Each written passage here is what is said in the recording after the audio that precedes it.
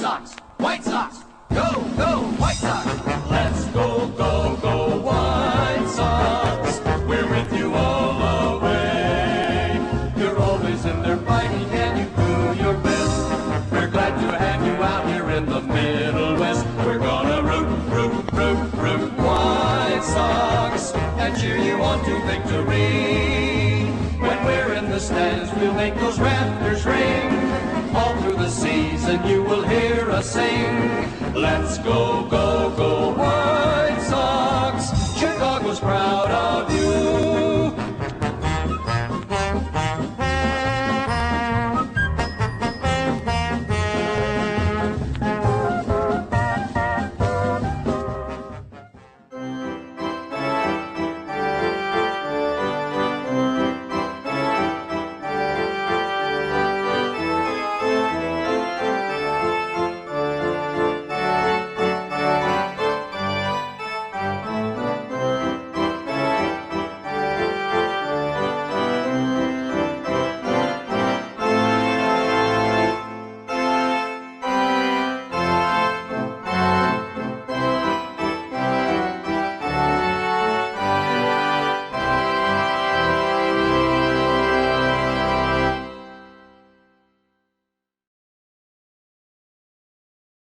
But so I guess we're getting into the big league part of it. So once I got done playing winter ball in Puerto Rico, my team actually won the Puerto Rican series, but I had left. I left at that postseason because I wanted to get back for January and try to be set up going into spring training. And lo and behold, all that stuff kind of, like I said, worked out. We got home, and I didn't stop throwing. I continued throwing bullpens up at NKU and throwing to some of their hitters. And I got invited, when you're on the 40-man, I got invited to, you're automatically invited to big league camp. My first year was 2011 with them in big league camp, and Ozzie Guillen was still there. So, just rubbing shoulders with those types of guys for a couple of weeks. At that point, I was the first round of cuts. I was back to the minor leagues. So in 2012, was Robin Ventura's first year, and that spring training was kind of a blur. I think I took what I learned playing winter ball in Puerto Rico, and I kept applying it, and I think it was a good thing I didn't stop throwing, because it was like I was still playing those games in spring training, and I didn't give up a run that year. It came down to me and another veteran guy, and there happened to be that year they traded a couple guys, lost a couple to free agency. I think there was four spots open in the bullpen, which is kind of unheard of at the start of spring training. And like I said, I was up against a veteran guy, and it came out second the last day in camp. There, you can feel the tenseness a little bit in the room, and they're making cuts. You see people leaving, packing up, going to the minor league side, or leaving completely. And we had our bench coach was the one getting people. He was 6'6", about 300 pounds. So he's a big dude, intimidating dude. Perfect picture of a bench coach, just like setting the rules down and stuff like that.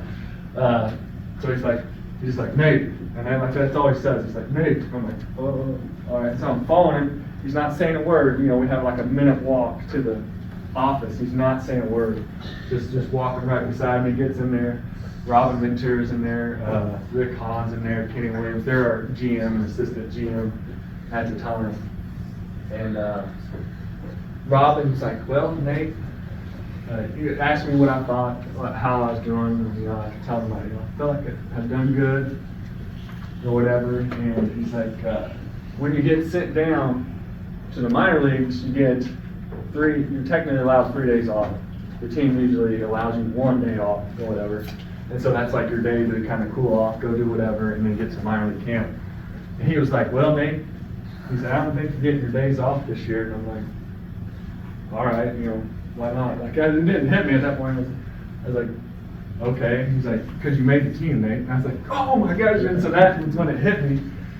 And so, that's when you handshake and give everybody hugs and stuff and tell them thanks. And immediately go and call my wife. She's working here. Before it was Total Care. can't remember what it was called before torture. Rite Aid, maybe? No, it wasn't Rite Aid. Good Neighbor? Something like that. Farm care? Farm care, yeah. That's She it. was working over there, and the hardest part was, because I told her, I was like, nobody knows yet, don't tell anybody. Like, they want to tell people before other people know.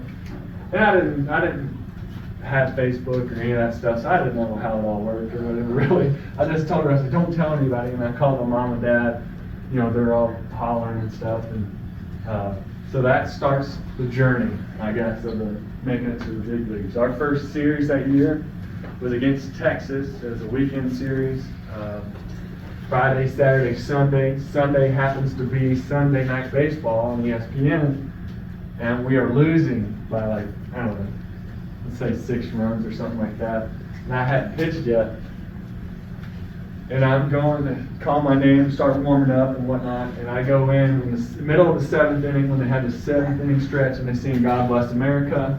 I get caught out in the outfield while I'm running because the bullpen's out in the outfield. I get caught out in the outfield for God Bless America, so I'm stopped. And you can imagine 40, 50,000 people, and I'm just kind of looking around, I'm like, oh man, I'm just shaking. I'm like, oh, and so I go out there, I walk the first 2 guys.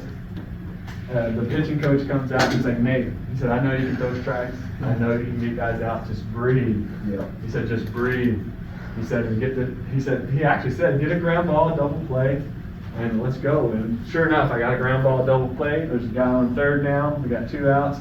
Josh Hamilton steps up. And our catcher at that time was A.J. Krasinski. And so, hold on, Mike. And then, so A.J., if you ever heard stories about him, is not the nicest person ever, but that's because he wants to win. He pushes guys because he wants to win, he wants them to be better or whatever, so just throwing to him is kind of intimidating. Every pitch that he puts down, I threw 7 change-ups in a row. And at that point, I didn't go over scouting reports or anything like that, and I was like, wow, he must can't hit a change-up, or something like that. AJ was calling it, never shook him off. He was a veteran guy. And so, sure enough, on that 7th changeup, I struck him out, swing and a miss. So my first strikeout was Josh Hamilton, and I think the year prior, in 2011, it was 11 or 10, he was the MVP. I was going to say, was that when he hit like 52 home runs or something? Yeah.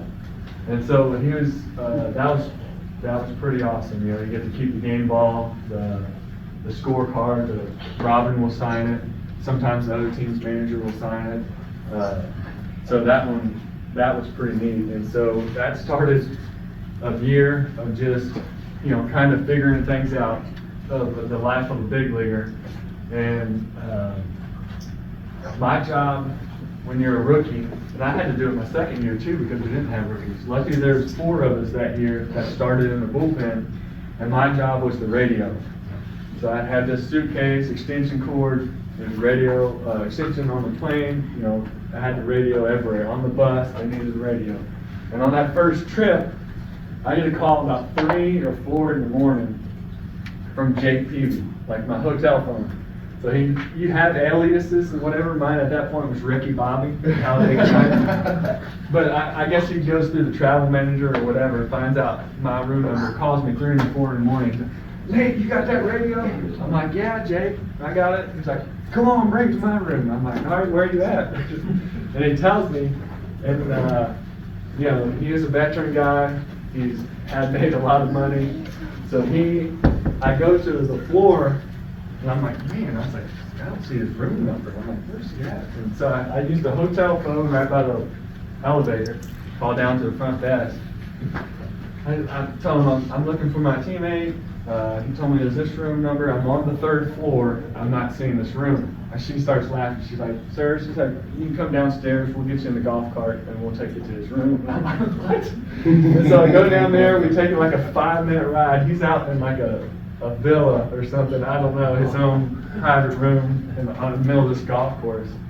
And so I walk in there, and he's living the big life. It is a party in there, and I'm like, oh, I was like, maybe I should have put something better than my pajamas on or something like that. But so that's where you start getting the taste of the big leagues a little bit. You get to obviously, 12-hour bus ride, you get to hop on a plane. They take you right to the plane, you get on, you don't have to go through security. You don't have to sit down the whole time, you don't have to put the seatbelt on if you don't want to.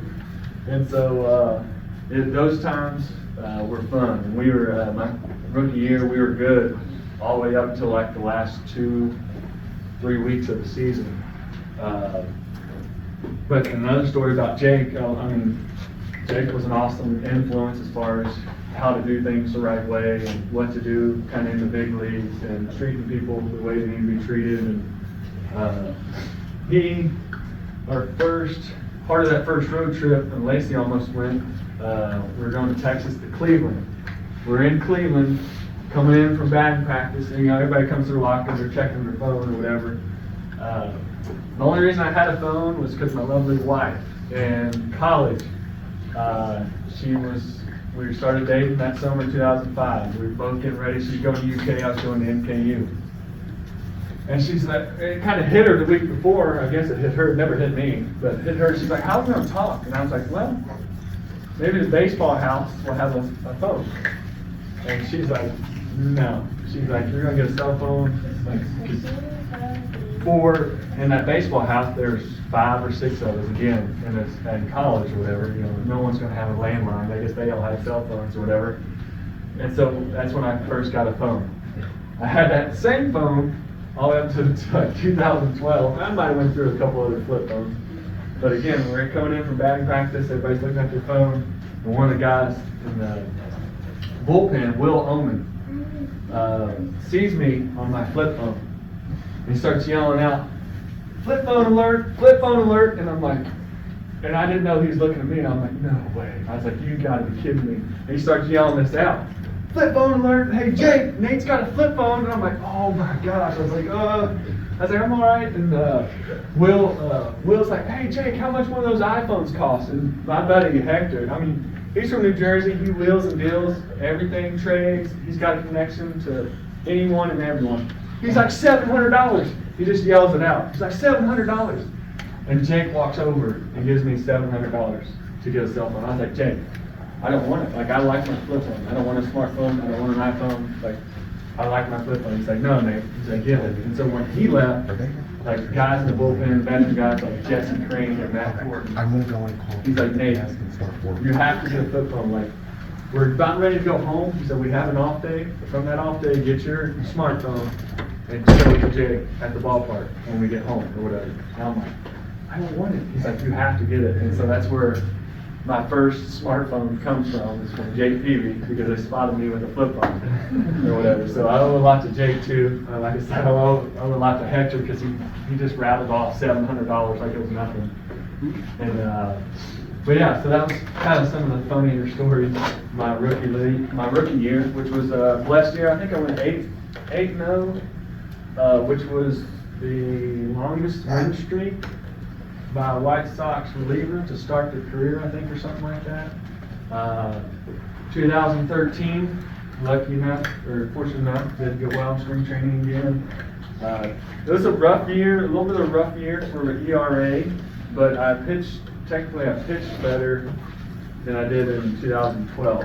I'm not sure all the metrics on that, how that works out, but 2014 was a tough year for me. Spring training, I was having problems with my hip, but I thought it was my hip, and ended up being my back. So I pitched in 1 or 2 games in 14 at the beginning, didn't get anybody out, and then I finally told them something was going on, and after about a month, they MRI'd my back, and I had pinched nerves in my back. I had like a ridge that they had to shave down, and they had to open up my sciatica, or where my sciatic nerve came out of your spine. They had to open that up as well. And that was my second surgery of all time. And another just funny story. My first surgery was I stuck a Hot Wheel car bumper up my nose when I was younger. And so we had to go and get that taken out. But when I was coming back from my back surgery, I was 1 day away from getting on the mound, throwing again. And I was like, man, my forearm's burning. It almost feels like, like a hot knife almost. Go get an MRI. They're like, Nate, you might want to sit down. I'm like, wow, what's going on? And they're like, you're going to need Tommy John. And so I had to get Tommy John in 14, and I had Tommy John by Dr. Andrews, which he's like the top doctor for baseball and kind of football too, with the knee injuries. And that's in Pensacola, Florida, and that's kind of where we started to fall in love with Pensacola and the beach. First time we kind of been on a beach vacation or whatever, but one of the teams that was in the Carolina League was Myrtle Beach. And so you can imagine how that goes with a bunch of 19, 21-year-olds rolling into Myrtle Beach. So those series were fun. But yeah, so Dr. Andrews did my Tommy John in 14, rehabbed a bunch in 14. 2015, the team left without me out of spring training. We stayed back. That even though we were in Arizona in June and July, 113, 115 degrees, still didn't compare to Jackson, Tennessee in the summer league. So in 2015, I started my rehab assignment. I went back to Winston, and Lacey and 2 kids, Lily and Archer. Archer was a little baby at that point. Went down there. My agent met us down there too, and it was cool to go back.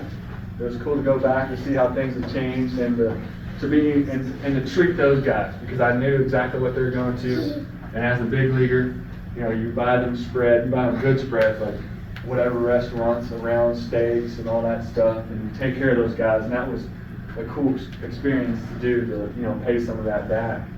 I threw at Winston-Salem, and my agent obviously was back there, whatever. He said I was throwing 100 and 101, so I was getting back to normal. And my next stop was Charlotte, which I didn't get to talk about because I was fortunate enough to skip AAA. That was the last stop before the big leagues. But I had a rehab assignment there. Remember going to Louisville. We played the Louisville Bats, and the next team was up in Indianapolis.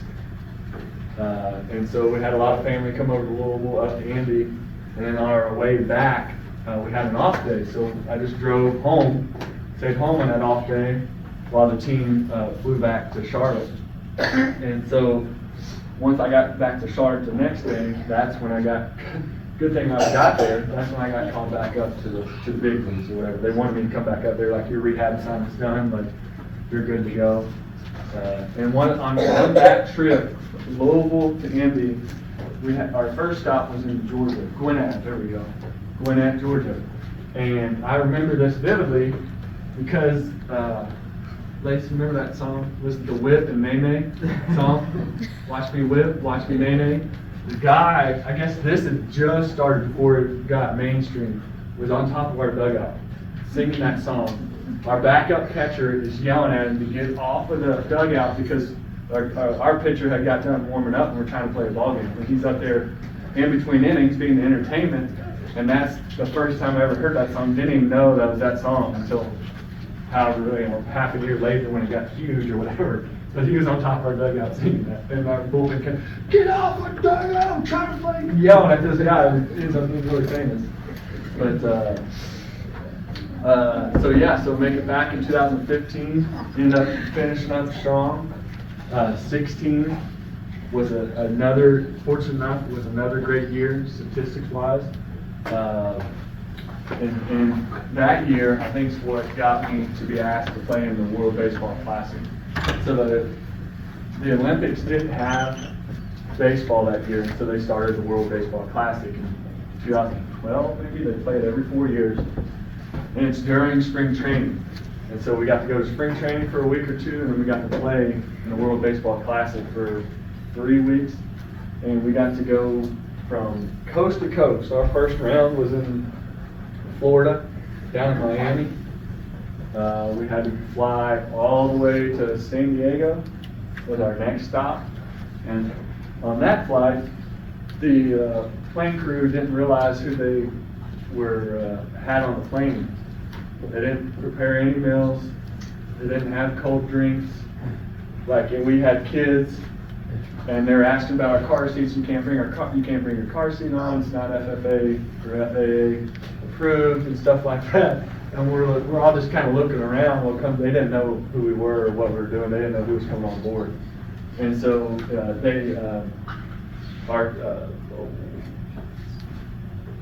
Jim Leland was our manager too of that team, and he apologized, like, this is supposed to be a world-class event. That was not world-class treatment by no means. So Hector played on Team Puerto Rico, and obviously I played Team USA, and so we swapped jerseys. He gave me a Puerto Rican one signed, and I gave him a Team USA signed. And on there, it was the first time that I played with other guys from other teams. And, you know, up to that point, I was like, all White Sox. White Sox are the only thing. I don't care about anybody else or whatever.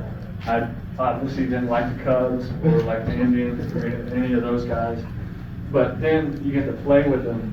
I remember specifically Eric Hosmer. I thought he was a punk because he played for the Royals. We saw him all the time. He was good. But then I've seen their work ethic. Like, I've seen how they approach the game, what they do, and why they do what they do on the field and stuff. And now, you know, I love these guys. I love keeping track. And that's the first time that my mind kind of expanded a little bit, besides just hating everybody because they're on the other team. But Eric Hosmer, Ian Kinsler, Nolan Arenado, Jim Leland's up there. You know, just Tyler Clifford still hanging around. Alex Bregman for the Astros. David Robertson, he came to the White Sox from the Yankees. He was on that team too, so that was cool to get to experience it with him as well. Team Puerto Rico, I know obviously Yadier Molina was on that team as well. And that was 2017? Yeah, 2017. So in 2017, after we came back from that, finished up spring training, started out good with the team, with Chicago, the season and everything. And I remember specifically in Kansas City, I threw a pitch, I was warming up, and I threw one about 5 foot wide, didn't make it to the plate, and I just got this rushing feeling in my arm. I was like, oh man, it doesn't really hurt, but it was just, it was like your arm had fallen asleep, that tingling and stuff. And I'm like, all right, and I finished warming up, and I pitched and everything. And then the next day, like, my elbow felt like it was swollen up, and I told him, I was like, man, I need a second Tommy John. Like, I could already tell, I need a second Tommy John. So went to get an MRI, didn't need a second Tommy John, they couldn't see anything really structural, and I was like, ooh, thank you.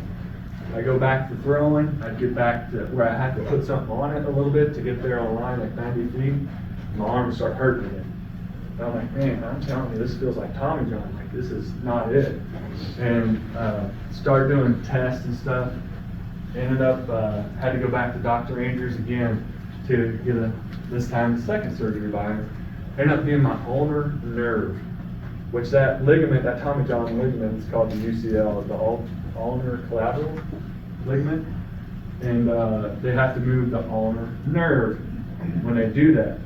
And so he moved the nerve, and I'm not even sure where it's at right now, but he had to move it up out of the way, do what he needed to do. So in this surgery, he called it like I was a super healer. The scarring from this had pushed down on the nerve, and then where it goes into the forearm, pinched it down like an hourglass. And so they figured that out, and Lacey might rattle the name off, this test where they put needles into your arm, into that nerve up here, and they shock you to see how quick that signal gets to your, through that nerve into like the end of your fingers or whatever. And mine was like, it was enough where he knew exactly what the problem was. He's like, this isn't right. It's moderately severe or whatever like that. And I wish that test upon no one, because that was bad. Do you remember what it was called? No. But yeah, they literally put that needle in there, shock you to see your response from that nerve and how quick it was. And they have an average for normal people and stuff. And that was not fun at all, getting those needles in you. So yeah, he had to go in and open that hole back up, clearing all the scarring up. And he's like, he told me it could happen again, because if you heal that quickly, you get bigger scar tissue and it could push on it or whatever. But anywho, I come back from that in 2018. We started Yeah, 2018 started doing good. I was on a program, like the cold months. I went through back-to-back days. They were helping me out through the month of April and May. I was doing well. And then May came around, and they're kind of like, well, the coaches were kind of like, how come he can't throw more? Like, he's doing good, he's recovering. And we kind of agreed to throw back-to-back days. And so I threw back-to-back days. That did not go well as far as recovery. And then it kind of just piled on from there. Threw back-to-back days, couldn't recover very well, but I kept throwing. And it got worse and worse again, where I thought I was Tommy John. I'm glad I'm not a doctor, but because I definitely thought I was Tommy John again. And going for my third surgery, this has been in 2019. Yeah, so 2018 I came back, was good, and this is the start of 2019. For my third surgery, I ended up having to get my flexor mass muscle repaired. I guess it's a muscle all the way up here, and then where it attaches, it becomes a ligament. And so he had to clip out by Dr. Andrews again. Like I said, Pensacola's became like almost our second home just because of all the surgeries. But he ended up having to clip out the bag and sew back the good there. And that was my last year with the White Sox. I got that surgery early on in 19, coming back from it. That trade deadline, I got traded to the Rangers out of my surprise, just because I was hurt and stuff. But they ended up getting 2 guys out of it, 2 minor league guys. I don't know how they're doing, but that was kind of cool that I was hurt and they still traded 2 guys for me. We went to Texas. We got to go there for that weekend. I was traded, it was before their new stadium, and it was cool again to be a part of that organization for a little bit. They allowed me to stay in Chicago to continue my rehab with the guy that I was seeing away from the stadium there. And so when Texas came in to play the White Sox as a 4-game series, so I got to see the visiting clubhouse for 4 games and try to take care of those Rangers guys or whatever, because I'd been there for 8 years at that point in Chicago. And so, I got to feed those guys Chicago food, all the good places and all that stuff. And then 2020 came along, and I was a free agent. The first year I ever had to be a free agent. And I had a kind of a little bit of a choice of where I could go. I could go back. Texas wanted me back. The White Sox wanted me back. And the Reds. The Reds. I'll root for you. Yeah. The Reds were wanting me to play for them, and so not every big leaguer gets a chance to play for their hometown team. And so got to stay at home. Now we've put on a 3rd kid. We mixed in a 3rd kid in there. And so that talked about leaving home or whatever. This is a chance for me to kind of stay home. So pumped about that. Got to play for the Reds. 2020 was going good, spring training, and then COVID hit. It hit everybody. Yeah. So they sent us home from spring training at the end of March, and we got to play only 60 games of that season. I was pumped to play for the Reds and everything, but one part of being pumped was so everybody could come watch me play. And then nobody got to watch me play. And so they got these cool signs. I'm sure everybody has seen them. You could pay a little money. That's part of their fundraiser. They're going to pay a little money, but you can have a cardboard cutout. So obviously we got the cardboard cutouts for the kiddos, and went up and found them in the stands and took pictures with them and stuff like that for them. But it was fun. It was fun playing for the Reds. Get to play with guys like Joey Votto, who's been there forever, and just got to experience a new team, a new organization, how they ran stuff. But yeah, I was definitely blessed to be part of that team. And that comes to last year where I got to be a part of 2 awesome teams, the Atlanta Braves and the Los Angeles Dodgers. And I was glad to play for both of them. Obviously the Braves, they won the World Series, and thankful enough to got one of the World Series rings. They allowed me to have one of the World Series rings. And the Dodgers, I think that's probably the best organization I played for is the Dodgers, just as far as communication, like the truth. just talking, because I knew I was basically gonna be a fill-in until somebody got healthy. Is Eric Gagne, is he still around? I Is he didn't still see around him the while, I organization? didn't see him while I was there, Yeah. but I think he might still do something with it. I love watching him pitch. Oh, yeah. He's a beast. For sure, but yeah, I think Dodgers was probably the best. Like I said, it's communication. Like I knew I didn't want to go back to the minor leagues once I got called up, and I kind of knew that I was the fill-in until somebody got healthy, and then that's how it worked out. Somebody got healthy, and I was done. And between the two stops, I got to be home for 4 days. I think it was 4 days before I had to leave, and you know that was tough. That was tough. Like leaving the Braves and then coming home just for 4 days. The kids are older, as you can tell. They know. When I'm answering the phone, they're like, "Daddy, that's not another team, is it?" I'm like, "Yeah, it is." And they're like, "You're not leaving, are you?" I'm like, "Yeah, I am." And so it made the choice a lot easier because I obviously love my kids, love my wife, love being here. It made it a lot easier to retire. So you kind of know I'm done. Let the game tell me I was done. I didn't do as well with the Dodgers. So I kind of knew my time was up a little bit, and I just brought some of the cool hats from the White Sox, my Braves hat with the World Baseball Classic. We ended up winning. I can't remember. Remember, we won the gold medal. So in that championship game, we were in San Diego. We're in the Dodger Stadium. We were in the Dodger Stadium, like for the fans to be chanting USA. Like I still get kind of cold chills about it because that's the first thing I ever asked kind of to do for represent the country, your country.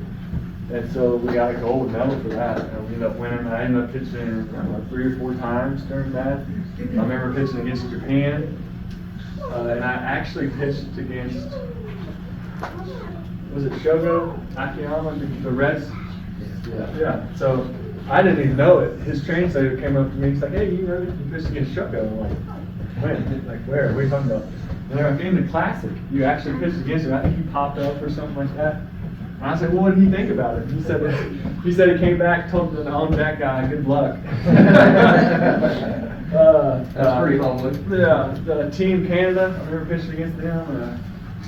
Pitched against one of the Latin teams. I can't remember which one. Dominican Republic. I pitched against them as well.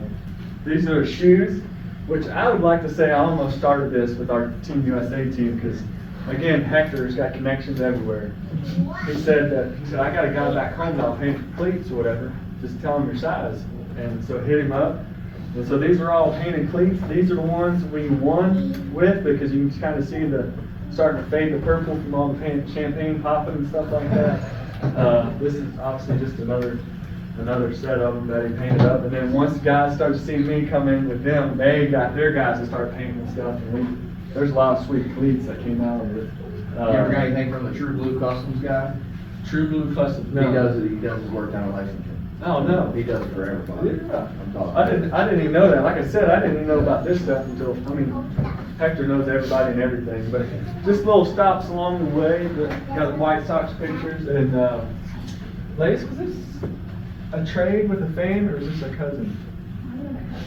So I think my cousin, Mark Stickland over in Brackett County, put this together for me, which I thought was awesome. Hector, again, from that Team USA run, he had someone paint like faded images of me and Lacey, like the kids with their Team USA jerseys on and stuff. And I started bringing too much stuff, so I had to tone down a little bit.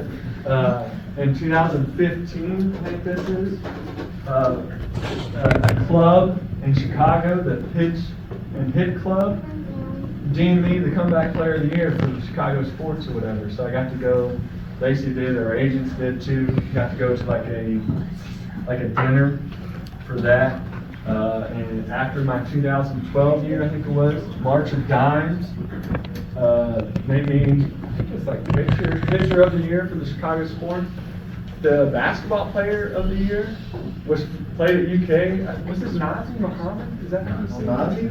Yeah. Did he play for the Bulls? I think he did for a year or two, maybe. Yeah. So I think it was the same year. So he was sitting at our table, and as a UK guy or whatever, the tight end for the Bears that year was the guy they picked for that, and they had a soccer player. Olson, I think's his name. Was it? Yeah, Olson. And so they, I mean, it got to do a lot of cool stuff, and that speech, you had to give a speech at the March of Dimes thing, and it was televised. That is probably the most nervous I've ever been, because they had a teleprompter, and if you had a prepared speech, it went on the teleprompter or whatever, and I had one. They're like, "Oh man, you're like the first one in a long time to use a teleprompter." I'm like, "Oh gosh, this is not going good." And so, you know, I get up there and I'm talking, and I'm trying to, and it's so awkward trying to look. I like looking at people and talking, and know I'm talking to you, and looking at a teleprompter just made me, I don't know. I just started going off script, and I see that teleprompter in the side eye just go up, down, up, down. I'm like, "Oh my gosh, I don't even know where I'm at." But so, like right now, I just mumble on until figure out the next subject. But yeah, I'm definitely blessed with what has happened and what I got to see and do and things. Some of the things I accumulated. Again, Hector played while we're through baseball. We made the rookie league. I mean, we were rookies together in 2012. We're all the way together up until 2014, 15. He got traded to the Angels, and then he went to the Twins, and he had a little bit of a comeback last year with the Mariners or whatever. I mean, he's got a ridiculous collection of signatures, and sometimes he would use me to get more baseball time for other guys, because like when you're in the locker room, you can get that club, you to go to the visiting side and ask people for signatures, baseballs or bats or whatever, and I didn't like doing that, but he did, and he's got a ridiculous collection. But I got some stuff from him, like the Dodgers guys, like Ian Kinsler, Miguel Cabrera. I faced him a lot. We got video of the club coming to me for Miguel Cabrera to sign a ball for him. And we're like, and Hector, he's like, wait a second. He said, "Let me get this on video," or whatever. And so we got a video of the club asking me, because of Team USA, he wanted he was doing a fundraiser, he wanted everybody on Team USA's signature or whatever. So that's why he was asking me. And I have a 2 dozen balls signed by people just because Hector pushing me to get stuff signed. Bo Jackson, Moises Alou, I think. I got a Derek Jeter picture that's signed from the play that he did against Oakland.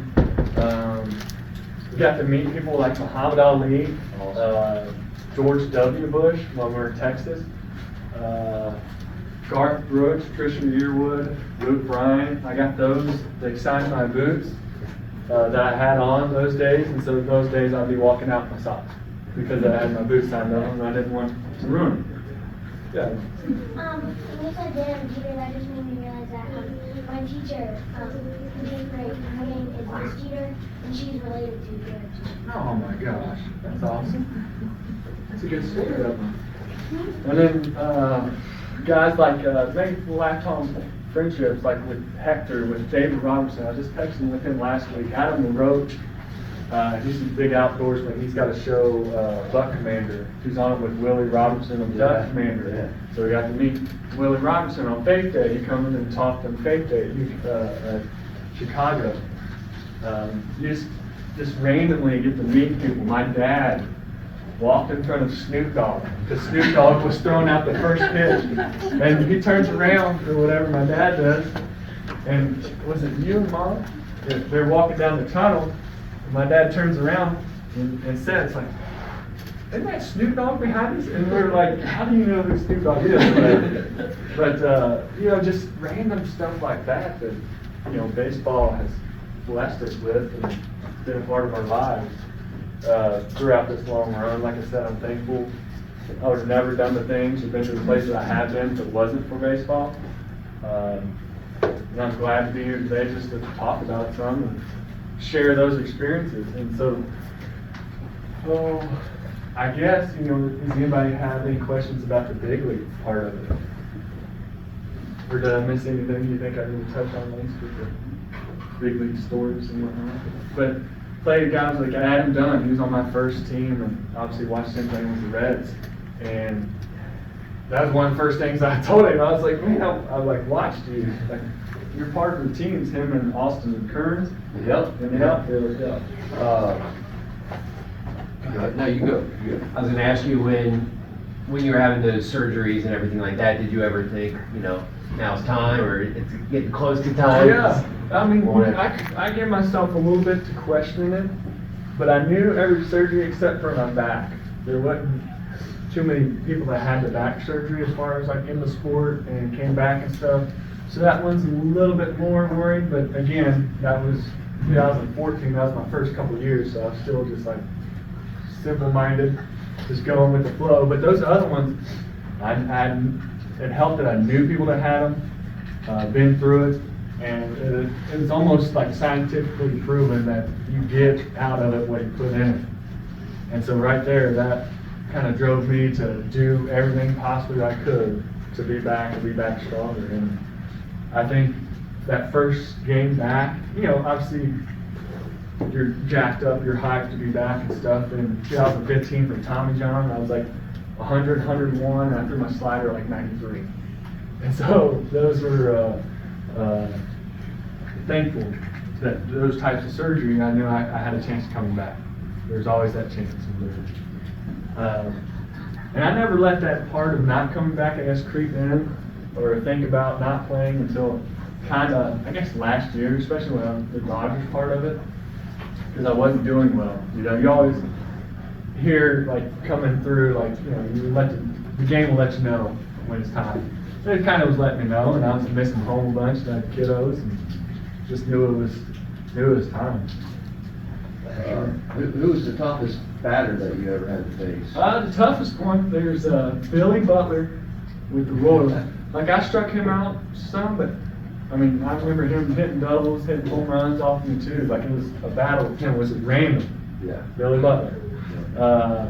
Which I played with Mike Moustakas with the Reds. And he was telling me, he said, Nate, he said, we had your signs, we knew what you were throwing, you were tipping back then. And I was kind of doing the same with the Reds. He was calling my pitches, well, I was throwing in the batting cage to him or whatever. He was calling my pitches still, or whatever. He said, but it didn't matter, we couldn't hit it anyway, or whatever. So they kind of knew what was coming. I was tipping my pitches. It's kind of like that Michael Jordan thing. I'm going to tell you what I'm going to do, but you still can't do it. Yeah. You still can't stop me. I wasn't good, Mike. Well, compare me to Michael Jordan. Who is though, Yeah. But yeah, so Billy Butler, this guy Delman Young with Detroit. I think that's Delman Young. Then went to Philly, which in Detroit he was always a tough batter. And I say teams that are in the league, so we play him 18 times a year. But when he went to Philly, I faced him and struck him out. And I was pumped. I vividly remember that. Just because I knew he was a tough out in Detroit. When he got to Philly, I actually got him out.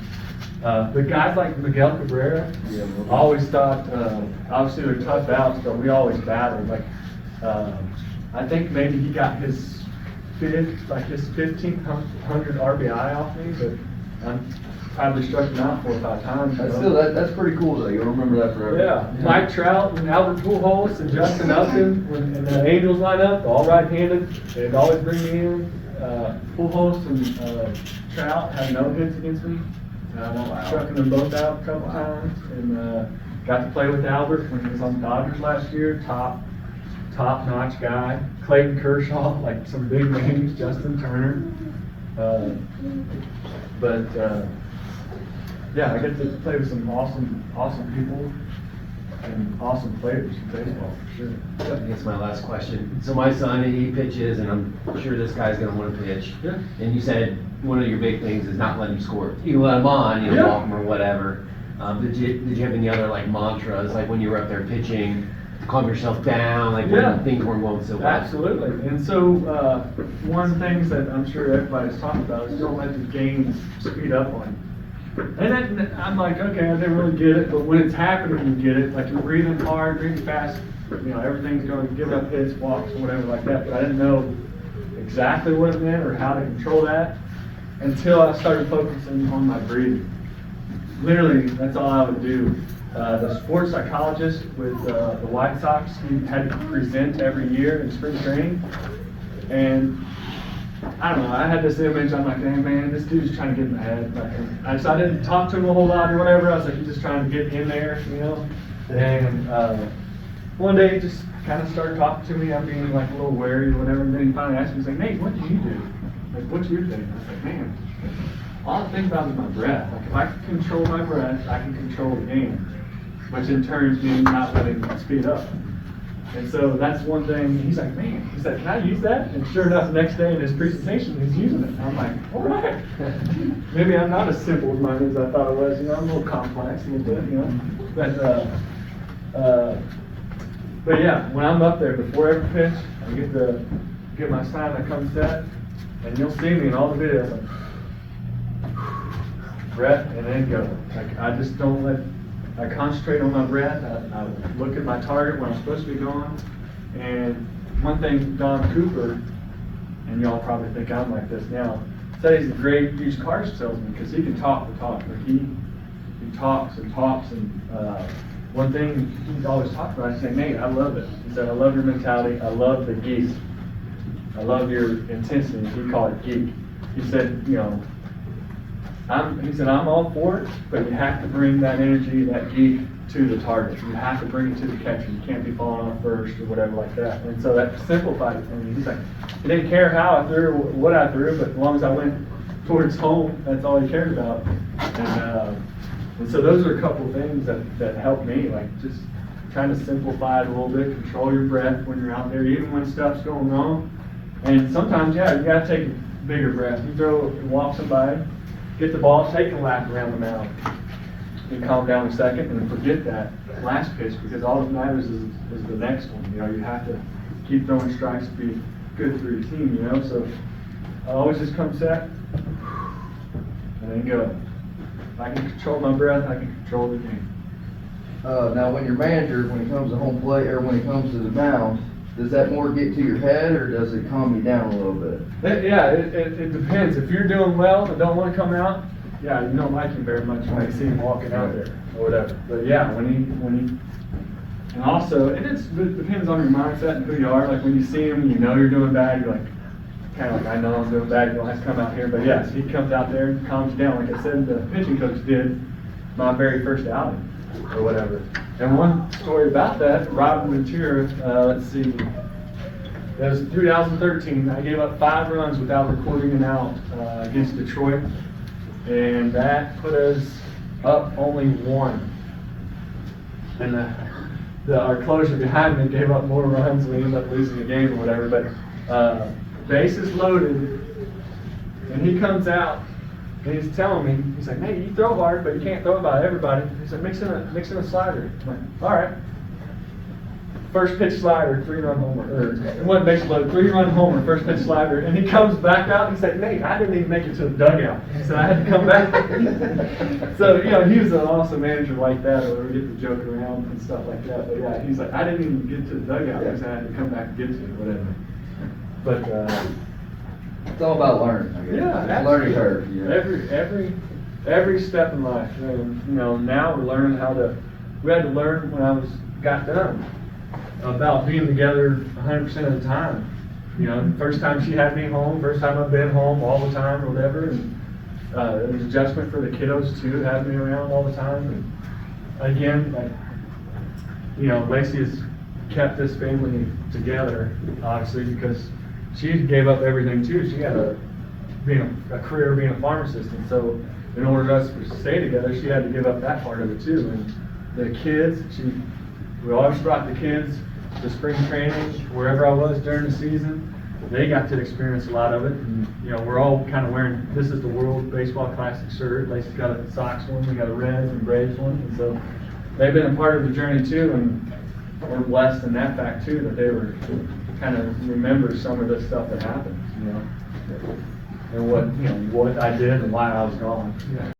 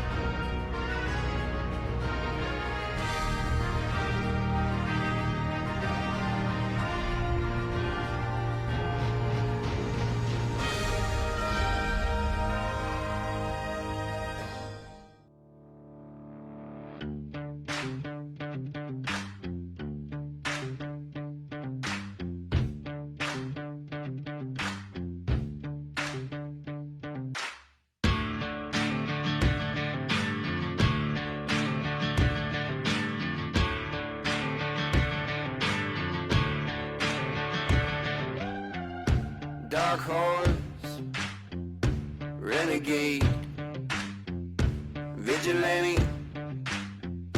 got it made. Rebel heart, underdog, play the part,